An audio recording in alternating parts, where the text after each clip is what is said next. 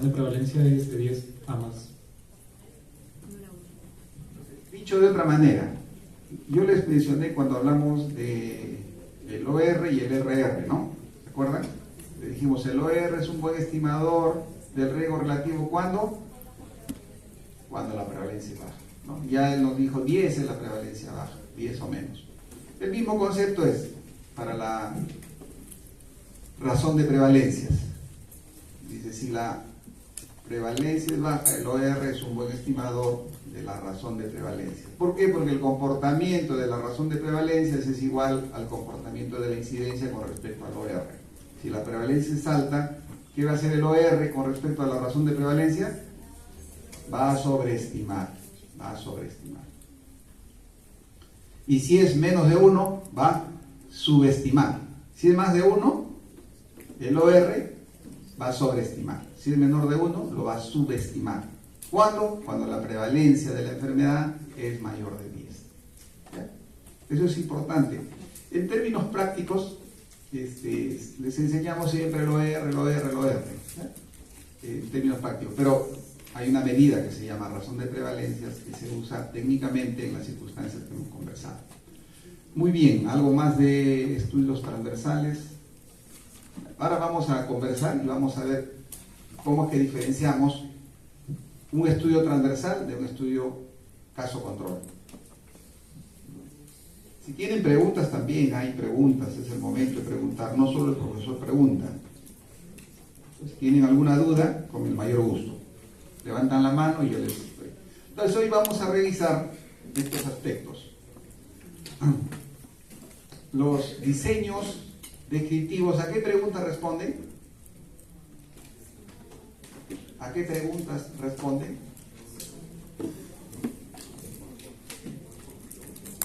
Entonces, cuando es, miren, así tiene que ser su esquema. Dice, cuando yo digo de diseños descriptivos, ¿qué vamos a describir? ¿En términos de qué? Yo les pregunté, de la triada epidemiológica. Entonces, tiempo. ¿Cuándo? Pues responderá. Espacio. ¿Dónde? Persona. ¿Quién? Y le añadimos una más. ¿Cuántos? ¿No? ¿Cuántos? ¿Ya? Entonces, en cambio, los estudios de tipo analítico van a responder a la pregunta que... ¿Cuál es la pregunta? La que dicen los niñitos de 3, 4 años cuando dicen ¿por qué? ¿Por qué? ¿Por qué? A esa pregunta responden. Y eso vamos a lograr responder con los diseños que vamos a tratar hoy día. Que son los de caso control, los diseños de corte. Luego hemos añadido algo más, ¿no? Que es el tema de las reacciones sistemáticas y metaanálisis. Y terminaremos hablando de los famosos sesgos y confusores, que también debe servir para que ustedes reflexionen y vayan viendo qué sesgos y confusores tendrán los estudios de investigación que han desarrollado en su establecimiento de salud. Eso no inhabilita los resultados que puedan tener ustedes, ¿no? Lo que hace es que analicemos y ajustemos, si hay que ajustar las variables que puedan ser confusoras en una investigación, o los sesgos que puedan haber ocurrido. Sí. Les voy a dar algunas cositas, sí, algunas pautitas. Ya la parte de ahora les voy a enseñar. Por ejemplo, lo más importante es cómo controlamos los sesgos, los confusores y algunos sesgos que son de importancia en algunos diseños que trabajamos. Entonces, esto es lo que hace y en el contexto de los diseños analíticos pasamos a esto, a estudiar determinantes de la enfermedad. ¿Qué cosa? Probando hipótesis, pues, ¿no? Probando hipótesis.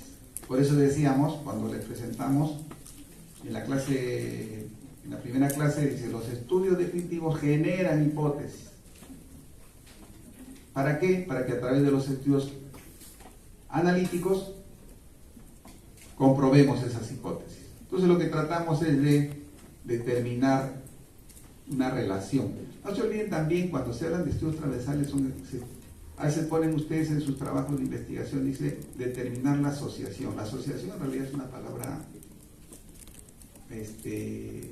más profunda, que solamente se puede determinar si hacemos estos estudios de caso control o estudios de cohorte. Cuando hacemos transversales solamente determinamos una relación. Por eso a veces ustedes ven en los trabajos de investigación, dice, es un estudio observacional correlacional, dice, ¿no? Y estamos hablando de los estudios transversales. Esta es la dinámica para recordarles nuevamente. Primero, los estudios descriptivos. ¿Cuándo hacemos estudios descriptivos? ¿Cuándo? Para generar una hipótesis. ¿Pero cuándo digo voy a hacer un estudio descriptivo? Cuando sabemos muy poco o nada sobre la enfermedad. Entonces ahí hacemos un... ¿Para qué? Para lo que ya han dicho, para generar hipótesis. A partir de la generación de hipótesis vamos a construir modelos, a partir de los resultados del análisis de la información de los estudios descriptivos, vamos a construir modelos y vamos a formular hipótesis, ¿no? Vamos a decir, ¿por qué los mayores de edad se mueren más? ¿Por qué los hombres se infectan más? Y ahí formularemos hipótesis.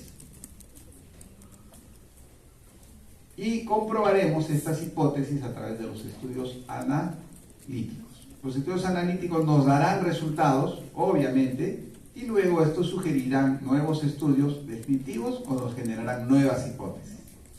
Esa es la dinámica de los estudios epidemiológicos. Siempre partimos, primero, si conocemos muy poco, de descriptivos. Generamos hipótesis, hacemos estudios analíticos para comprobar estas hipótesis, y ahí ya, como dice, probar hipótesis, ustedes han hecho en estadística, pues, ¿no? Tienen que recordar también esos conceptos en términos de probar hipótesis, porque para probar hipótesis, ¿qué vamos a utilizar? Las pruebas estadísticas. Las pruebas estadísticas. Dependiendo de la variable, lo que nos ha dicho su compañero Néstor, chi cuadrado, ¿no? Dependiendo de la variable. Porque puede ser por exacta de Fisher, puede ser T-Student, puede ser Magnema, dependiendo pues de qué tipo de variable enfrentamos. Hay esquemitas bien sencillos, o sea, tampoco es necesario de que aprendamos ¿qué libro de estadística han revisado? Ninguno. Entonces, si fueron muy buenas, entonces deben acordarse bastante bien de las pruebas de hipótesis. Y si no, si ahora en vacaciones que tengan tiempito, revisen. Hay un librito, ya les he recomendado también, creo que a ustedes. Hay un librito que está en Clinical Key Student, que se llama, y lo han visto, ¿no? Estadística Amigable se llama. Es un libro bien bonito, de verdad, les va a gustar. Pues yo he leído varios libros de estadística, pero son poco pasables. Por ejemplo, hay uno, ¿cómo se llama este? Uno gordito de pasta verde. Se me dio el nombre. Este es complicado. Este es bien bonito. ¿Por qué? Porque además nos enseña a cómo hacer el cálculo a través del SPSS o a través de Stata y creo que a través de R. Y te da las pautas. Pon esto. Y es un buen libro.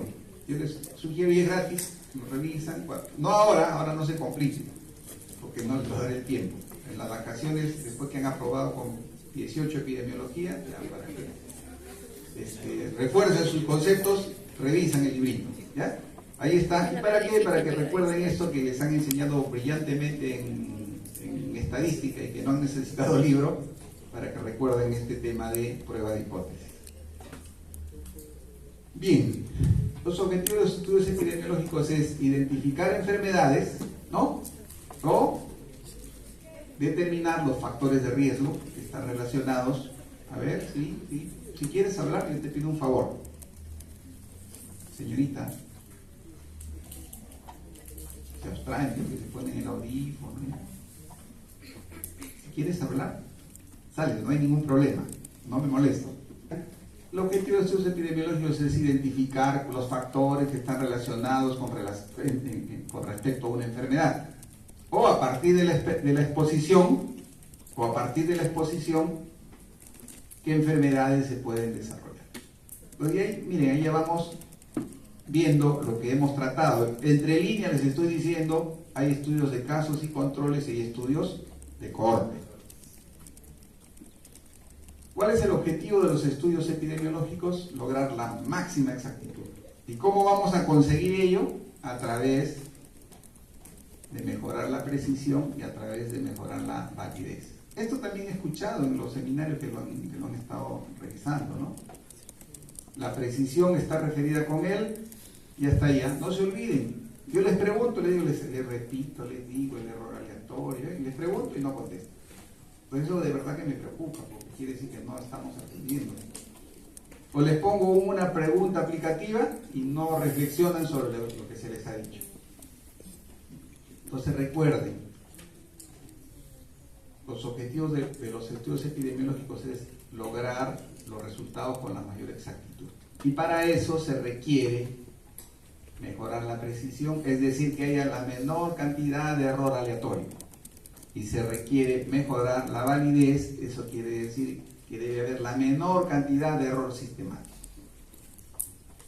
Y estos conceptos de error aleatorio y error sistemático lo hemos revisado, ¿cierto? ¿Qué es el error sistemático? Ese es el error repetido, acuérdense eso. El error repetido, eso lo hicimos cuando hablamos de mediciones. ¿Se acuerdan, no? Hablamos de mediciones y el error, les puse el ejemplo del que vende la verdura, que vende cosas de la vida diaria. Entonces eso no debería olvidarse, eso debería quedar como aprendizaje. Entonces, el error sistemático son los sesgos. Y los sesgos están relacionados con la validez. La precisión, hay dos maneras de mejorar la precisión, o sea, reducir el error aleatorio.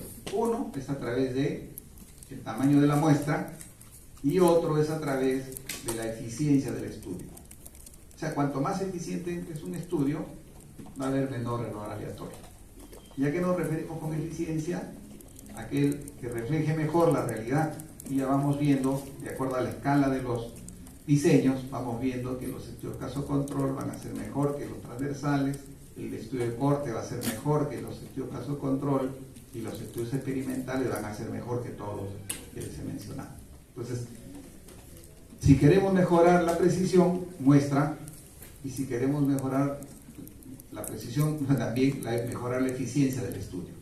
Ustedes, una forma de mejorar la precisión es lo que vamos a ver más adelante cuando hablemos del famoso metaanálisis. Y ahí ustedes se van a dar cuenta que el valor global es más preciso que los valores individuales. ¿Por qué? Porque lo que hacemos en un metaanálisis es sumar los individuos que han participado en cada uno de los estudios y hacer el cálculo global del indicador.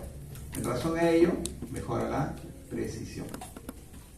En cambio, la validez, como han mencionado, tiene que ver con los sesgos. Y ahí hablamos del concepto de validez interna y de validez externa o generalización. Entonces, lo primero que tenemos que lograr es que nuestros resultados tengan validez interna. Y para que tengan validez interna tenemos que reducir la presencia de las variables confusoras y de los sesgos. Hay formas de controlarlos, vamos a ver. Entonces, eso es lo que busca un estudio epidemiológico. Validez interna, sesgos y confusores, y la validez externa es la extrapolación de la información que yo obtuve para mi población y ver si esta, al tener validez interna, puede ser aplicada en poblaciones diferentes. Esto también ya para repetir nuevamente y recordar dónde estamos ubicados. Y yo creo que una manera de aprender es que alguien me explique qué cosa es esto. Esto lo hemos hecho, ¿eh? Yo se los he presentado en la clase anterior. A ver, ¿quién nos ayuda? A ver, allá los jóvenes.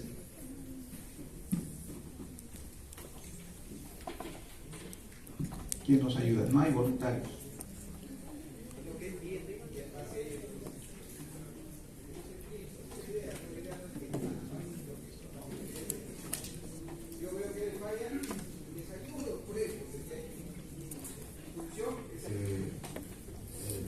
El estudio observacional va a ser tanto analítico, porque va a relacionar dos variables, y el descriptivo es solamente tomar datos, ¿no? Ahora vamos a tener un estudio experimental, el cual puede ser tanto de error aleatorizado o no aleatorizado, y eso nos va a dar errores sistemáticos o no errores sistemáticos, tanto como la validez u otro.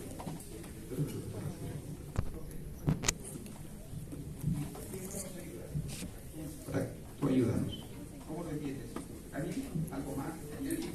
Bueno, que primero que nos dice que el que tuvo control va a ser el experimental y el que no hay grupo de control es el observacional.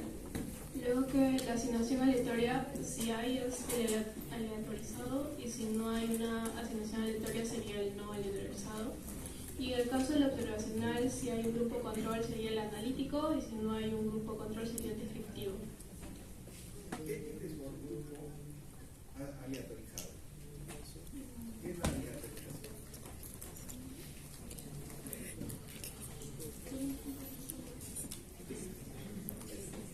Por ejemplo, ese concepto tienen que recordar también, ¿no? Entonces, bien, esto, si ustedes entienden esto, van a poder identificar todos los diseños. Entonces, si primero dice, voy a leer un diseño y voy a preguntarme, ¿el investigador tuvo control de la exposición? Si tuvo control, ya dijimos, pues es experimental, le dio la pastilla, le dio la intervención educativa, a uno le dio una dieta A, al otro no le dio dieta A. Entonces, si el investigador tuvo control de la exposición, se llama experimental. Y si no, ya pasa a observacional. Y la siguiente pregunta, en el lado experimental dice, la asignación fue aleatoria, la asignación del tratamiento, aleatoria. ¿Qué diferente a lo que ustedes han hecho de repente en su trabajo de investigación en el observacional? Donde han tenido un marco muestral, tenían 200 personas y dijeron, vamos a hacer, hemos calculado el tamaño de la muestra para este estudio transversal es de 80, y de esos 200 vamos a escoger 80. Eso no es aleatorización o randomización. El concepto de randomización o aleatorización en los estudios experimentales es la asignación del tratamiento al individuo. ¿Qué tratamiento le toca al individuo 1, al 2, al 3, al 4, al 5, al 6, al 7?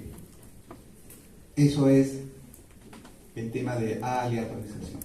El otro punto, no confundan esto, a veces dice, el investigador tuvo control de la exposición, y acá dice, hay una pregunta en el lado de observacional. ¿Utilizó un grupo control? Si es sí, dice que es analítico, si es no, es descriptivo, y todo lo que ya ustedes han mencionado. Si es analítico, ¿qué se registró primero? Dicho de otra manera, lo que nos está preguntando acá es, ¿partió de la exposición o partió de la enfermedad? Si partió de la exposición, se llama estudio de cohorte. Si partió de la enfermedad, desenlace pues no es el efecto. La enfermedad se llama caso control. Si no sabemos si partió de la exposición o partió del desenlace o de la enfermedad, se llama transversal. ¿Está bien? Entonces, con eso, si ustedes entienden de manera sistemática esto, y cuando tengan un ejercicio se pregunten, no al chat GPT, ¿no? Dice, ¿qué dice? Este es un diseño tal. No, ustedes. Y en la reunión sustentan, van a ver que ya el éxito está asegurado. Pero si no, complicado. Bien, entonces, ¿qué es un estudio caso control? Vamos a hablar ahora de los estudios caso control. Ya repetimos, es observacional analítico. ¿Qué se comparan? Los casos con los controles, los enfermos con los no enfermos. ¿En razón a qué? A la exposición que cada uno de ellos tiene. ¿Cuáles son los principios? Esto, obviamente, ¿no? De los estudios caso controles deben ser representativos de la población en la cual se pretende inferir los resultados. Si no es representativo, ¿qué vamos a cometer? El sesgo de selección, ¿no? Si no es representativo, sesgo de selección. Entonces ya ahí vamos induciendo nosotros que si yo selecciono controles de una clínica, de un hospital, va a haber sesgo de selección, porque ahí probablemente pueden estar llegando o los más graves o los menos graves también, pues, ¿no? Pero que no representan lo que en realidad ocurre en la comunidad. La otra condición en los estudios casos y controles es que deben ser comparables, que sean grupos que solo difieren en qué, en la característica que vamos a explorar. Es decir, cuando hablamos de casos y controles en la exposición.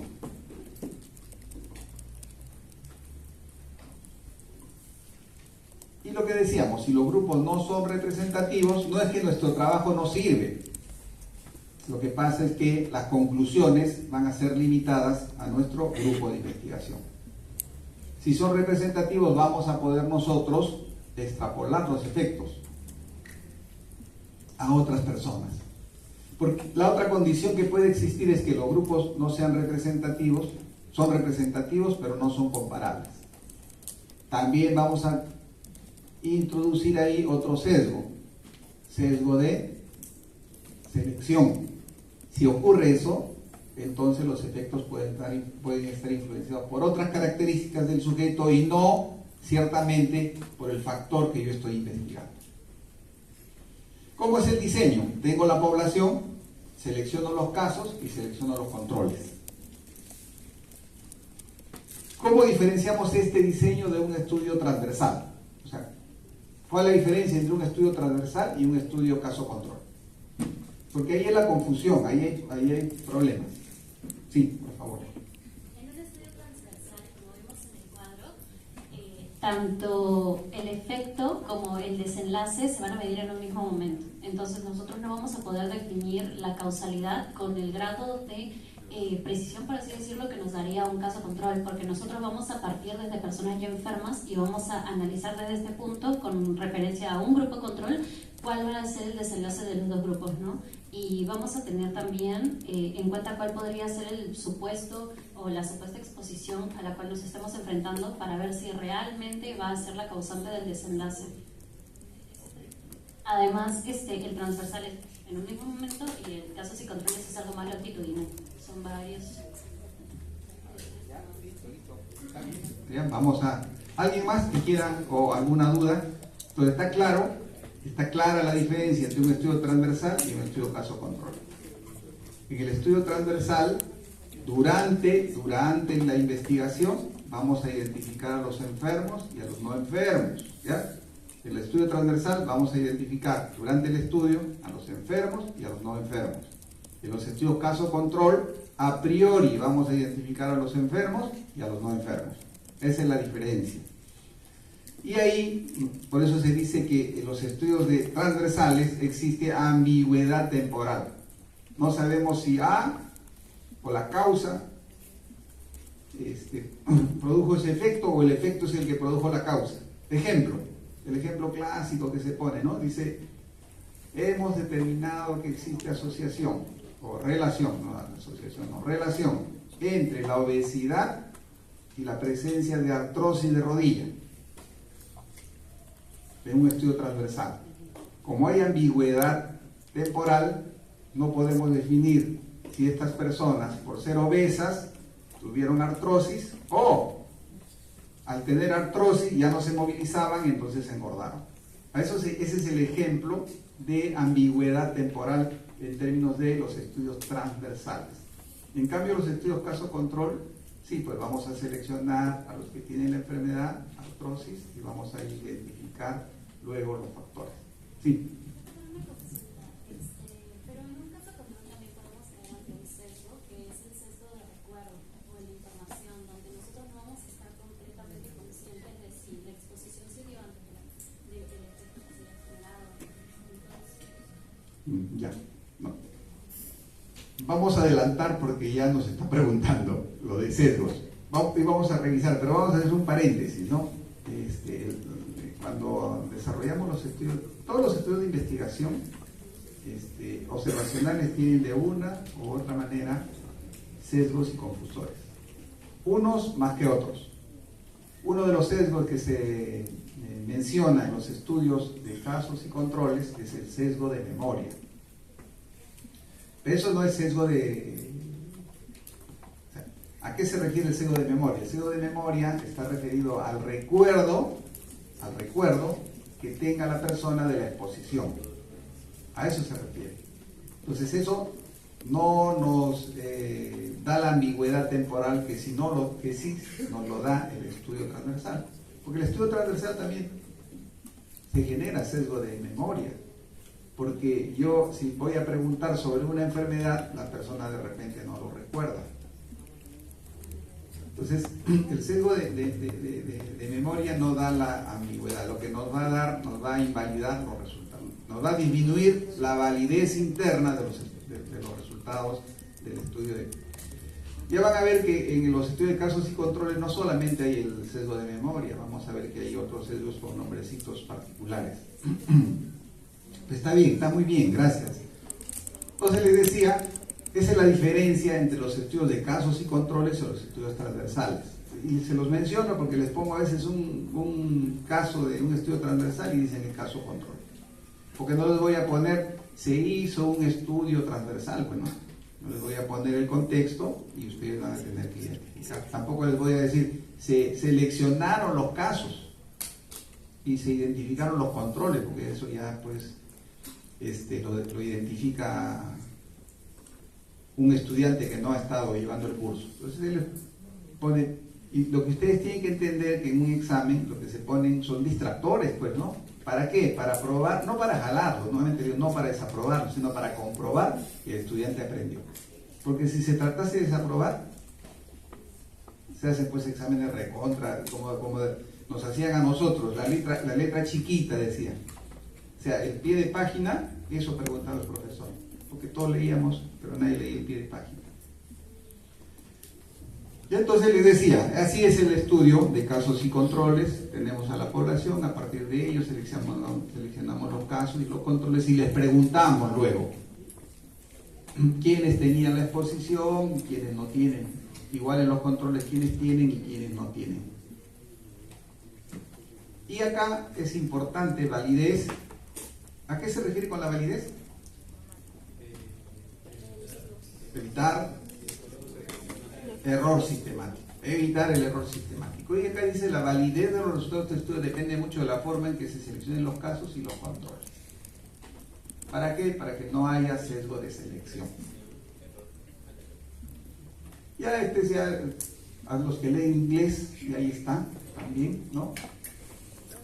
Tenemos los casos, expuestos, no expuestos. La fuente es la población, ¿no? Acá también tenemos los controles, expuestos, y se convierte en esto de acá.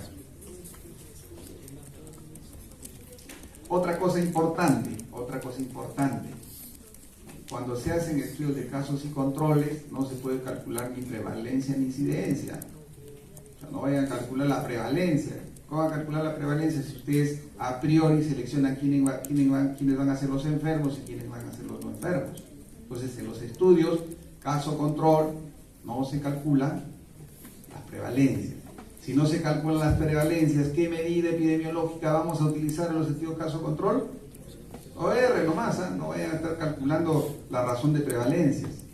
¿Ya? En los estudios caso-control solamente vamos a calcular el OR.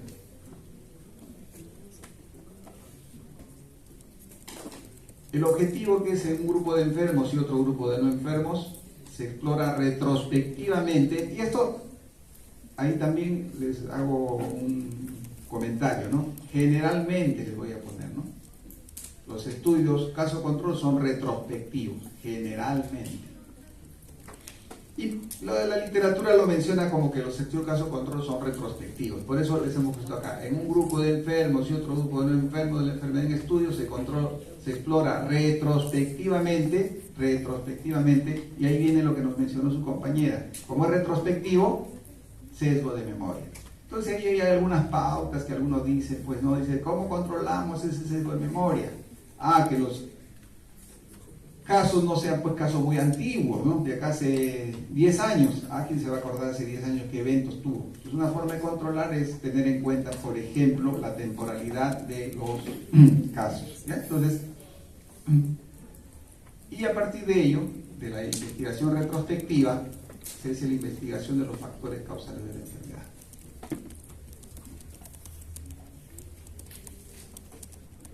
Nuevamente reiterarles, generalmente retrospectivos. investigador selecciona otro grupo de personas controles que no padecen la enfermedad que está estudiando y un grupo de casos. Compara la frecuencia de exposición de los casos con la frecuencia de exposición de los controles. Y a partir de ello calcula las diferentes medidas epidemiológicas. Tiene ventajas. Entonces, ahí ustedes, la pregunta es, a ver, la pregunta sería, ¿cuándo yo elijo un estudio caso-control o un estudio transversal? ¿Qué condición? Si son más o menos, ¿no? Parecidos. Una situación, ¿cuál sería? Que yo escojo un estudio transversal o un estudio caso-control. Si quiero ahorrar recursos, ¿no? ¿Por qué? Porque los estudios transversales son menos caros que los estudios caso-control. Ojo, escuchen, muy bien. Por eso les digo, me gusta que pregunten, que aporten, porque a mí me sirve eso para poder ayudarlos a aprender. Los estudios caso-control no se hace seguimiento, ojo, no hay seguimiento.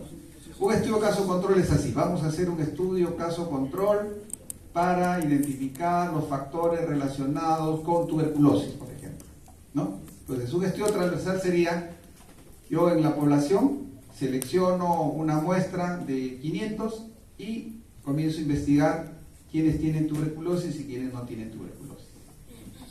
A ellos, adicionalmente, les pregunto sobre los factores de riesgo. Por ejemplo, ¿tiene familiar con tuberculosis?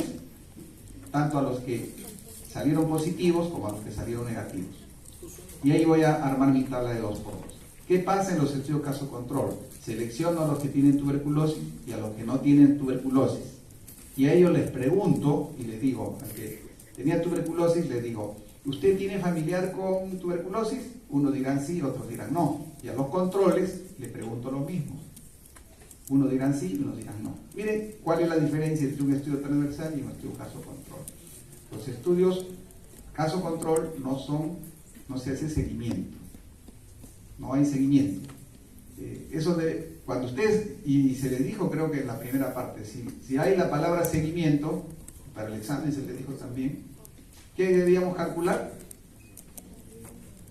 La incidencia, pues, ¿no? Y si calculamos la incidencia, ¿qué medida de la fuerza de asociación? B sobre la T. Entonces, estudios caso-control, no se hace el seguimiento, se les hace la pregunta en relación al factor que estamos sospechando, que consideramos que es el factor. ¿Qué otra condición haría de que yo elija entre un estudio transversal? Ya dijimos que es más barato, más rápido de hacer, es un transversal que un caso control. ¿Qué otra condición permitiría de que yo escoja un estudio caso control o un estudio versus un estudio transversal? Eso es clave también. ¿Saben por qué les digo? Porque a veces ustedes hacen su trabajo de investigación y hacen un estudio transversal. Y cuando hacen el estudio transversal y hacen su tablita de 2x2, de repente ahora les va a salir varios casilleros con 0. 0, 0, 0, 0. ¿Y qué pasó? Dicen, ¿no? Entonces, cuando la prevalencia de la enfermedad es baja, lo que van a priorizar no es un estudio transversal, van a priorizar un estudio caso-control. ¿Por qué? Porque si hacen un estudio transversal, cuando la prevalencia es baja, lo más probable es que varios casilleros de su tablita les salga 0. ¿Ya? Esa es la otra condición que deben de tener en cuenta. ¿Está bien? Entonces, por eso es importante su marco teórico, pues, ¿no? Dice, la tuberculosis, o algunos muchachos están haciendo un estudio de artritis reumatoidea, querían hacer. Y planteaban un estudio transversal, y la prevalencia de artritis reumatoidea es de 0.3%. Entonces les iba a salir, primero que no iban a encontrar, seguramente, porque tendrían que tener una muestra gigante para... Entonces, en esas circunstancias sí quiero hacer, ya, entonces hacemos estudios de casos y controles, ¿ya? Listo. Entonces, ventajas: se puede realizar con rapidez, es relativamente barato, idóneo para estudios de enfermedades que tienen un periodo largo de latencia, también, ¿no? O sea, ¿qué es latencia? ¿Nos acordamos? ¿Ya? La latencia es el periodo que transcurre desde que interactúan los diferentes factores hasta que se produce la enfermedad. Y se utiliza en enfermedades ese concepto enfermedades no transmisibles, le dije. ¿Sí? Le dije, yo me acuerdo, les dije, acá hay dos conceptos de periodo de latencia, le dije, ¿no? Uno que se aplica en el contexto de las enfermedades transmisibles.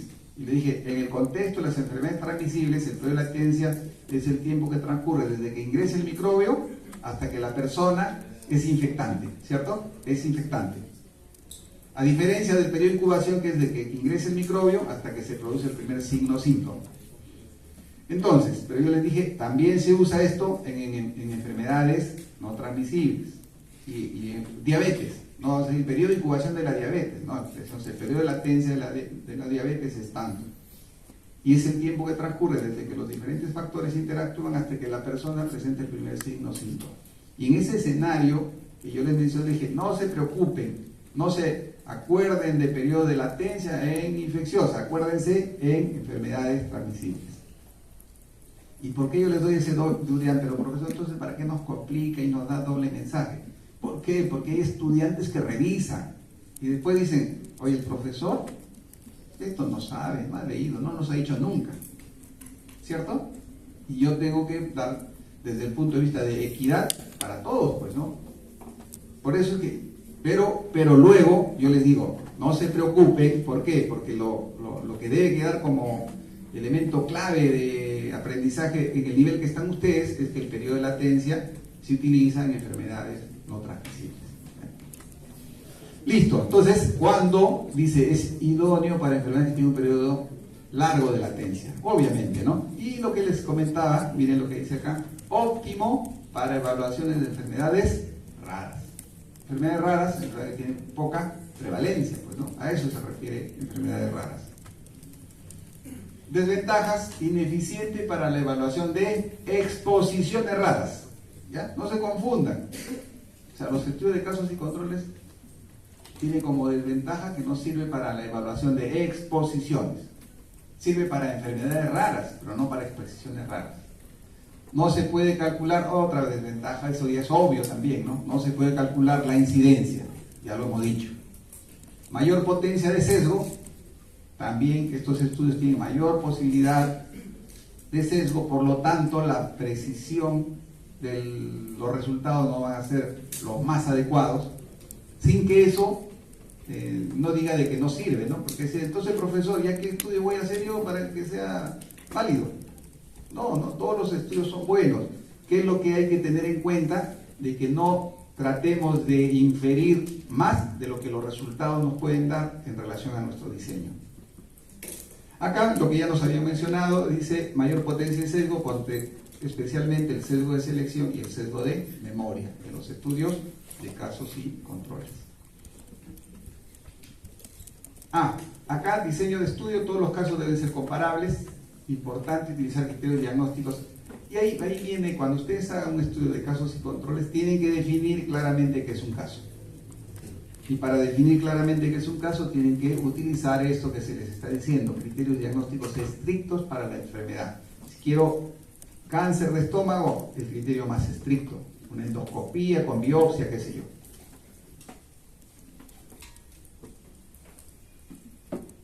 A veces no tenemos información, en esos casos podría ser necesario definir los casos como definitivo, posible o probable. Entonces, clave en los diseños de casos y controles es hacer la definición de lo que es un caso.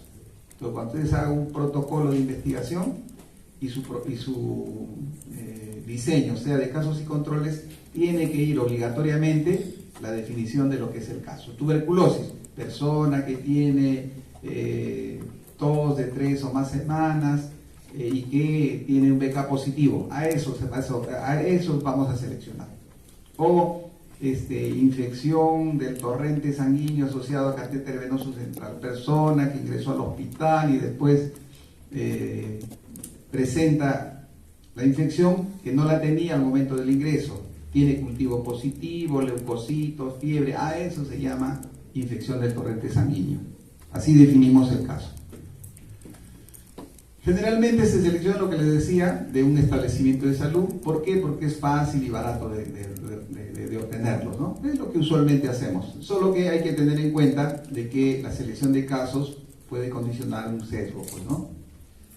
La selección de pacientes de la población en general comprende la localización de los individuos. El problema de esto, si bien es lo ideal, ¿no?, seleccionar casos de la población, es que es costoso, muy difícil logísticamente, frente al reducir el sesgo de selección. Entonces ahí ya sopesamos, ¿no? Sopesamos y decimos qué elegimos y qué es lo que estamos pretendiendo alcanzar.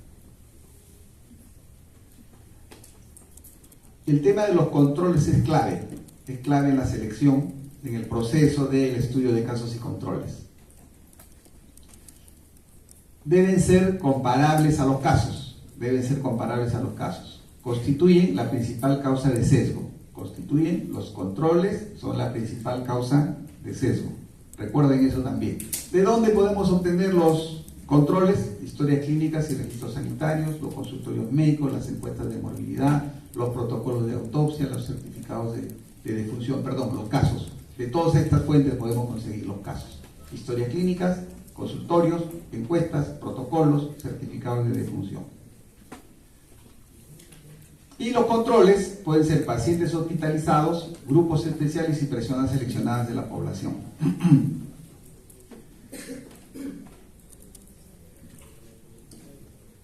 Ventajas de los pacientes hospitalizados.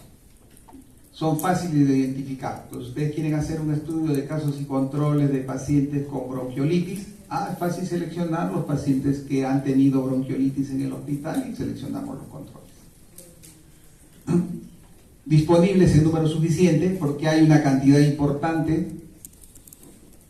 La otra ventaja es que es más probable que estén conscientes en cuanto a exposiciones recientes, por eso es importante y trascendental de que los casos no tengan pues un tiempo muy prolongado de haber sufrido la enfermedad, porque si es así van a haber problemas en recordar las exposiciones.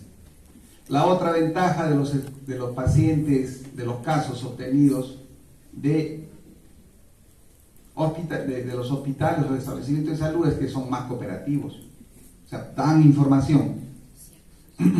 Y la otra es más probable que tengan características similares como la situación socioeconómica de otros individuos admitidos al mismo hospital. Entonces, si tenemos esta ventaja que dice es más probable que tengan características similares como la situación económica, con eso, ¿qué estaríamos controlando? Variable confusora, ¿no? Recuerden también, miren, las variables confusoras generalmente son la edad, el sexo, nivel socioeconómico, generalmente, esas son variables confusoras.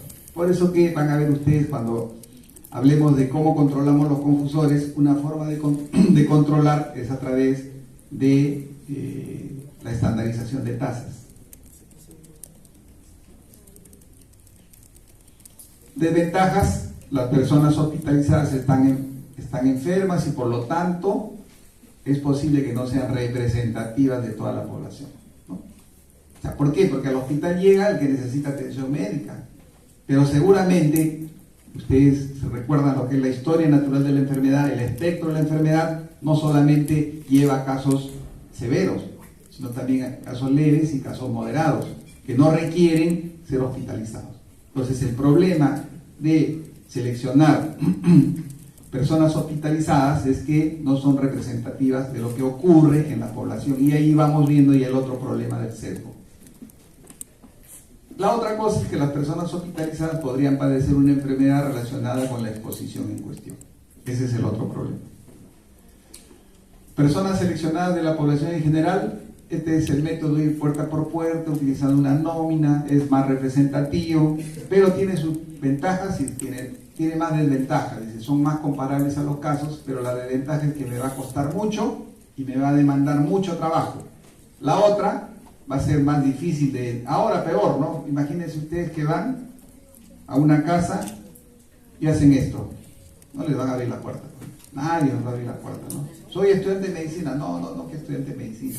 Entonces ese es el otro problema de seleccionar de la población general, más difícil establecer contacto, y la gente sana no recuerda tan bien las exposiciones como la gente enferma. Grupos especiales, amistades, parientes y vecinos, ventajas comparables con los casos.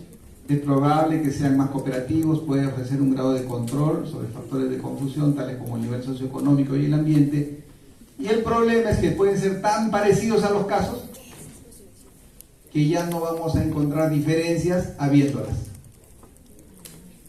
O sea, son tan parecidos que los factores de riesgo son similares y que ya todos nuestras medidas de la fuerza de asociación van a ser 1, 1, 1, 1, existiendo en realidad diferencias, ¿no? Esa es la otra desventaja.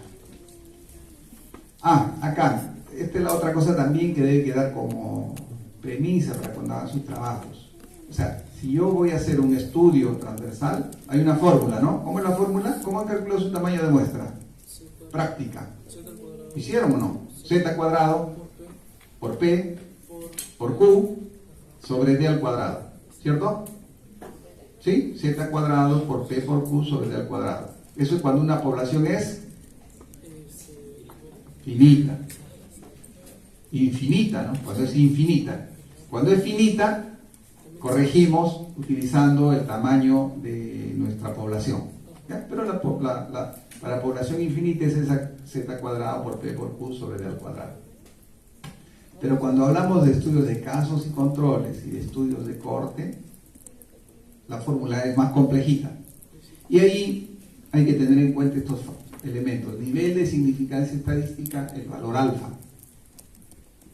El otro elemento, la potencia del estudio, valor beta. Y esto el nivel de significancia, el valor beta, tiene que ver con lo que ya ustedes brillantemente han desarrollado pues en estadística, el error tipo 1 y el error tipo 2, ¿cierto? Porque el valor alfa está relacionado con el tipo 1 y el valor beta con el tipo 2. Y el valor beta tiene que ver con la potencia, ¿no? Entonces, ¿qué error es aceptable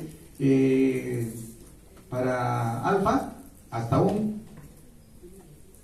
usualmente, ¿cuánto? 5%, ¿no? 5%. Por eso dice con 95%, ¿no decimos? ¿No? Claro, entonces el error permitido es 5%. Y el error para beta se dice que debe ser máximo 4 veces el error alfa, entonces 20.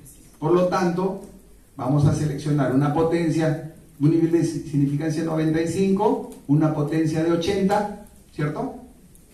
La proporción de expuestos a la variable independiente en el grupo control, vamos a decir cuál va a ser la proporción de expuestos en a la variable independiente, 20%. ¿De dónde vamos a sacar? De los estudios que hagamos, pues, ¿no? De las revisiones que hagamos. Y un OR hipotético asociado a la exposición. 2, le voy a poner 1, 0.5, 3. Hay una fórmula, ya no se los he traído ahora para vean, porque esto ya ahora se hace en los OpenEpi, ahí hacen los cálculos para estudios de casos y controles, para los estudios de corte. Lo que hay que tener en cuenta que no es lo mismo, y ese es el aprendizaje que deben de tener, que no es lo mismo, o no es la misma fórmula para calcular el tamaño de la muestra que para estudios transversales, que para estudios de caso control o estudios de corte. Hay que tener en consideración para el tema de los estudios de casos y controles esto que hemos dicho, ¿no? El valor alfa, la potencia, la proporción de expuestos y un OR hipotético. Es una fórmula engorrosita. Luego, el otro concepto que debemos de recordar, el otro tema, siempre la pregunta, profesor, ¿y cuántos casos, cuando yo calculo mi tamaño de muestra, cuántos controles por caso debo usar? Entonces, máximo, son 4 casos por cada control, máximo. Y con eso, ¿qué mejora? La potencia del estudio, ¿ya? Entonces, para mejorar la potencia del estudio, lo que vamos a usar es cuanto más controles usemos con respecto a un caso, vamos a mejorar la potencia del estudio. ¿Hasta cuánto? Cuando tenemos 4 controles por caso, vamos a lograr la máxima potencia. Si ustedes ponen 5, 10, 20, no va a mejorar. Entonces, máximo 4. Porque ¿qué significa usar más de un control? Significa que vamos a hacer un mayor gasto de recursos. El costo de la investigación va a subir. Eso es diferente a este tema, al tema de estudios pareados y no pareados. El pareamiento está referido a que vamos a hacer que los casos y los controles tengan variables o vamos a parear sobre algunas variables que consideramos que son confusoras. Entonces ya ahí va el mensaje, ¿eh? Entonces yo les doy el mensaje entre líneas y cuando les pregunto no responden. Entonces, ¿para qué se hace el pareamiento? Para controlar las variables confusoras. Para eso hacemos pareamiento, para el control de variables confusoras. ¿Qué? ¿Sí, joven? Entonces, para eso hacemos el pareamiento. Y como dice ahí, hay estudios no pareados y estudios pareados. ¿Qué trascendencia tiene, profesor, que sea pareado y no pareado? Uno, y ya les he dicho que el pareamiento permite el control de confusores. Y la otra trascendencia que tiene el tema de saber si un estudio es pareado o no pareado es para el cálculo de la medida de la fuerza de asociación. No es lo mismo calcular el OR en estudios pareados que en estudios no pareados. Y lo vamos a ver ahora.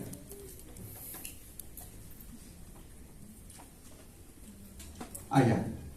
Esto lo vamos a pasar y lo vamos a ver después, ¿ya? Las variantes. Vamos a continuar con esto de acá. Entonces, lo que les decía,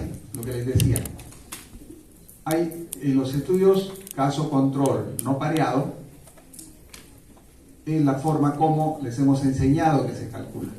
En cambio, en los estudios caso-control pareado es lo nuevo. Esto es lo nuevo, ahí les pongo esto es nuevo, esto ya lo han visto, ya no hay que explicarles más. Acá se calcula dividiendo los discordantes S, miren, control no expuesto con caso expuesto, dividido entre el control expuesto, caso no expuesto. S sobre T. Entonces, si en el examen les viene, lean, por eso yo lean a ese profesor, lean. A veces yo veo que les falta un poquito también de leer con calma. Y 1 hora es suficiente para leer el examen con tranquilidad. Si dice pareado, no se les vaya a ocurrir calcular así el OR. Si dice pareado, tenemos que calcular de esta manera. Y es diferente, los resultados son diferentes. Esto también les he traído. ¿Por qué? Porque en una clase, sí, muy bien, el profesor preguntó, todavía no habíamos hecho la clase, pero ya el profesor se había adelantado, ¿no? Y dijo, a ver, calculen el intervalo de confianza. Entonces, y le dijo, usen el OpenEpi. Ya, usen, de verdad, no hay ningún problema. Pero claro, una de sus compañeras, una de las estudiantes, dijo, deme tiempo, profesor. Y lo calculó a mano, ¿no? También se puede hacer.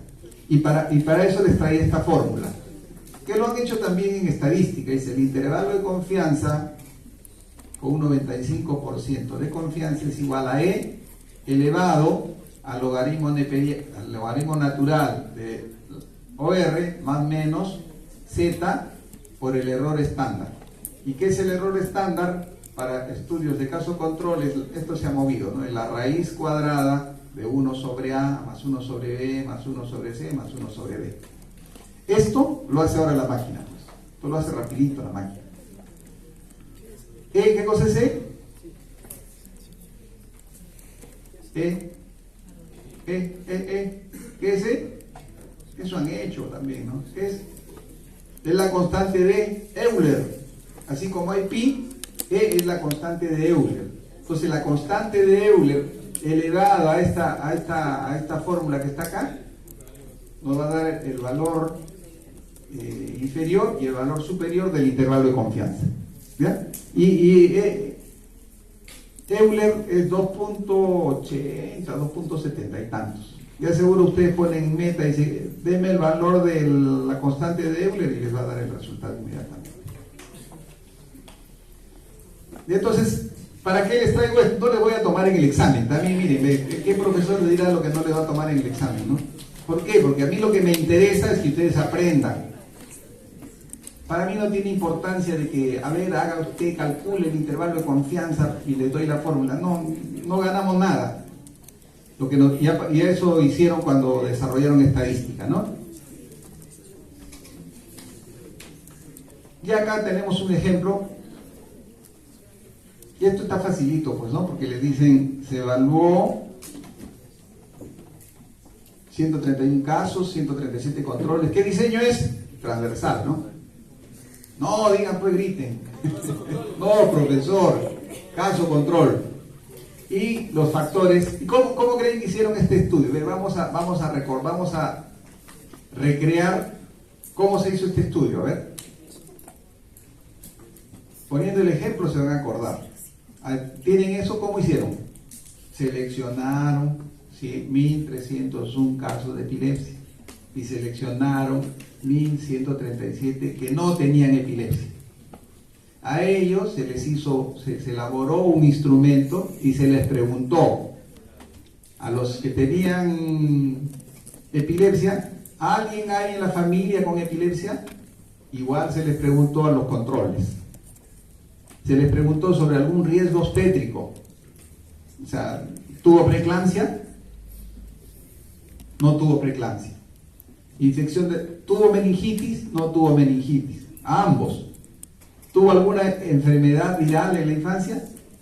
A los casos y a los controles. ¿Se cayó de la cama? Trauma encefalocraniano. A los casos y a los controles. Así se hace el estudio. Y luego, a partir de ello, nos dan estos resultados. Esto es lo que finalmente sale, ¿ves? Vamos a hacer el análisis para madre epiléptica, antecedente. Lo mismo les pedimos en el examen. Yo digo, a veces les pongo el mismo ejercicio y no contesto. ¿Qué le he cambiado? Le he cambiado, ya no le he puesto caso, le puse, se investigaron 1.131 personas con epilepsia y 1.137 que no tenían epilepsia. Ya con eso se marearon.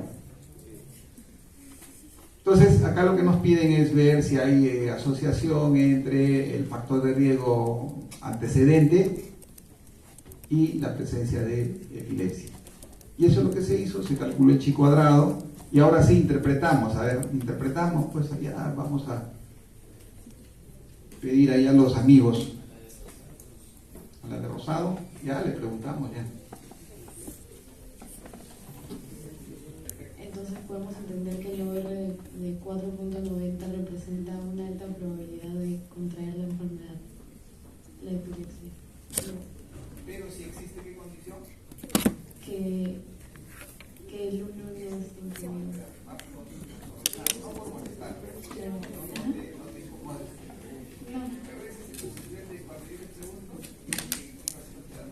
No lo vean así.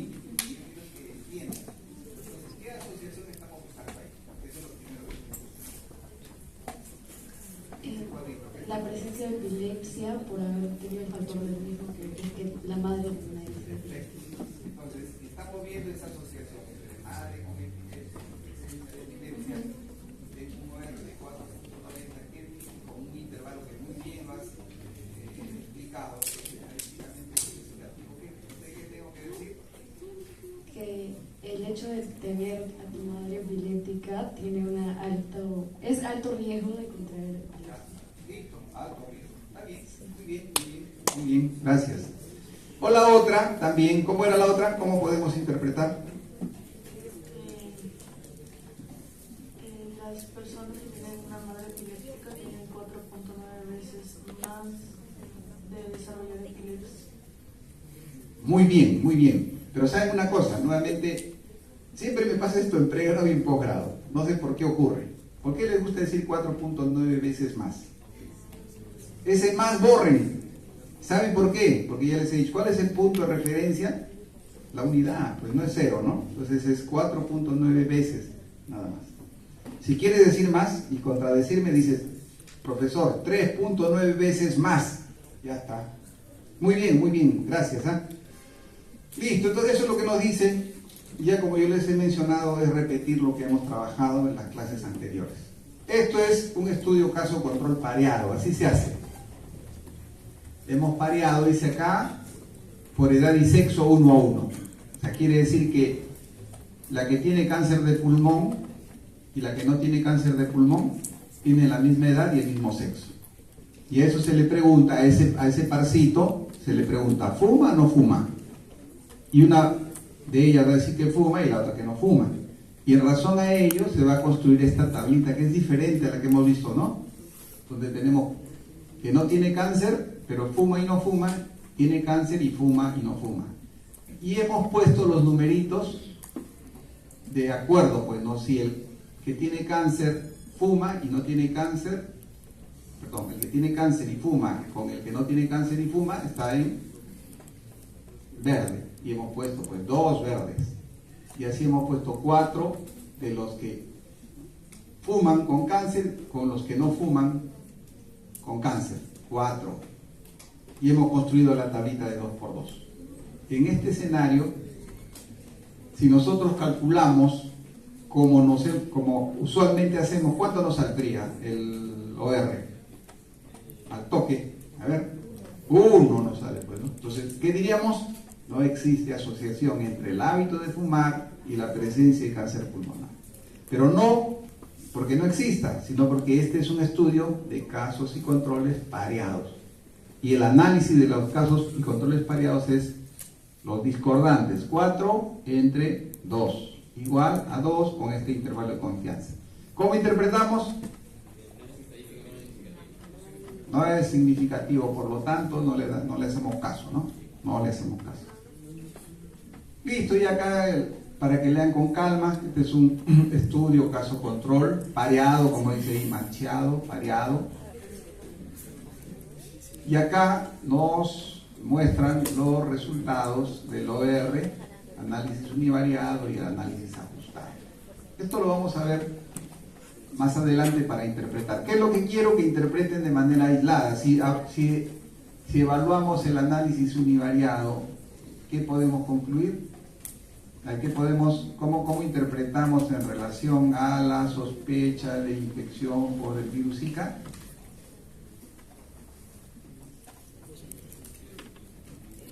Ya, perfecto, es significativo. Y además, aquellos que... No, tenemos este valor, 9.28, y el intervalo de confianza es de 2.02 a 42.67 con un p-valor de 0.004. ¿Cómo interpretamos este resultado? ¿Qué cosa?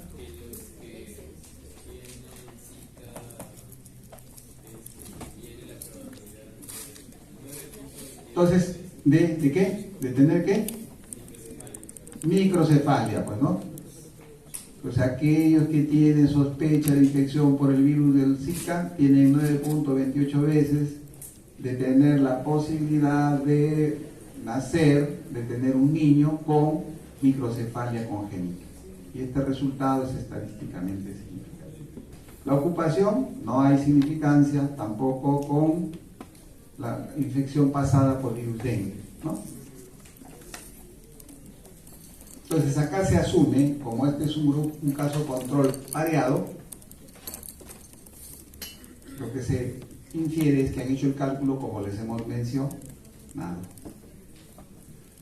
Este es un brote de shigellosis, caso control pareado igual, donde hay controles expuestos, casos expuestos 10, controles no expuestos, casos expuestos 32, controles expuestos, casos no expuestos 2, controles no expuestos, casos no expuestos 20, y nos piden cuál es el OR.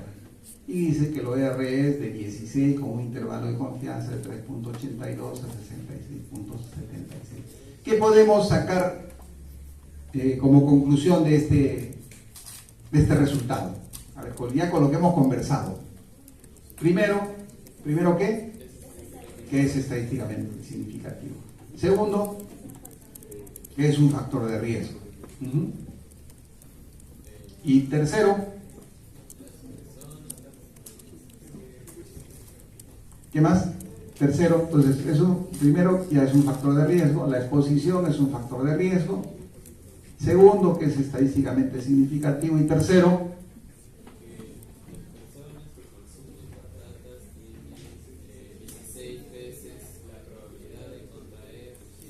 Ajá.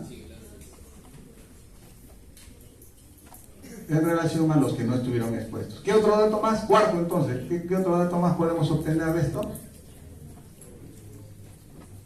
¿Para qué nos sirve el intervalo de confianza? Además de decir que es estadísticamente significativo. Para ver la precisión. ¿Se acuerdan o no? Claro. Entonces este dato no es muy preciso. ¿Y por qué nos ha salido un intervalo tan largo?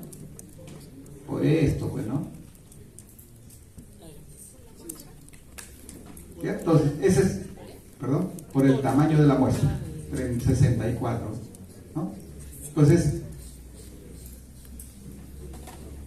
¿cómo mejoramos la precisión de un estudio? Por eso la pregunta, ¿no?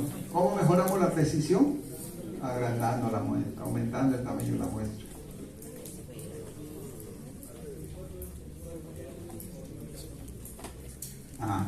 Los pareados, claro, 64 son los pareados. No. Los pareados se refiere de que este de acá, expuesto y no expuesto, tienen la misma edad y el mismo sexo. Ese es el pareado. A ver, vamos a ir por acá. Con el ejemplo de acá creo que se entiende. Así es. El pareado quiere decir sexo masculino, 15 años. ¿Comió papa? No comió papa. Entonces, los dos pareados comieron papa. Eso es acá. Comió papa. Dice el pareado 3. Shigelosis no comió papa, no shigelosis, comió papa. Ese es el pareado. Entonces, no es que, por eso les digo, no confundan el pareamiento con el número de controles por caso. ¿Ya? Eso les dije, sino que creo que entraste en somnolencia profunda. Ajá. Sí, lo sé. Por eso no te desperté. Listo. Ok. Ya, esto que habíamos dejado, variantes, caso control, caso corte, anidada en una corte fija. Eso es la otra, acá de recordar que hay caso corte, caso control anidado y caso. Caso control anidado se hace en una corte fija. El caso control anidado es una corte dinámica. Yo elaboré mi tesis, hice un caso control anidado en una cohorte dinámica. ¿Qué es lo que evaluamos? ¿Cuáles eran los factores de riesgo que estaban relacionados con la presencia de infección asociada a la atención de salud? Entonces, como ahí se hace el seguimiento, se hace un estudio de cohorte, y es una cohorte dinámica, ahí pudimos identificar a los casos y a los controles y se desarrolló este caso control anidado. El caso es comparación con el mismo individuo. El individuo estuvo sano, después se enfermó. Entonces, cuando estaba sano era control y cuando enfermó, y es caso. Y se le pregunta, ¿qué eventos han ocurrido cuando te enfermaste y qué eventos habían cuando no estabas enfermo? Y ahí se arma la variante caso-caso. Lo más común es lo que yo les he enseñado, ¿no? Donde nos hemos demorado bastante. Lo menos frecuente son los pareados. Y aún menos, y ustedes van a revisar en la literatura, son estos caso corte, caso control anidado, caso-caso. Pero es importante que conozcan de que existen estas variantes de los estudios de casos y controles. Listo, nos damos 5 minutitos de descanso, ¿sí? Porque ya están, los veo. Párense, estírense.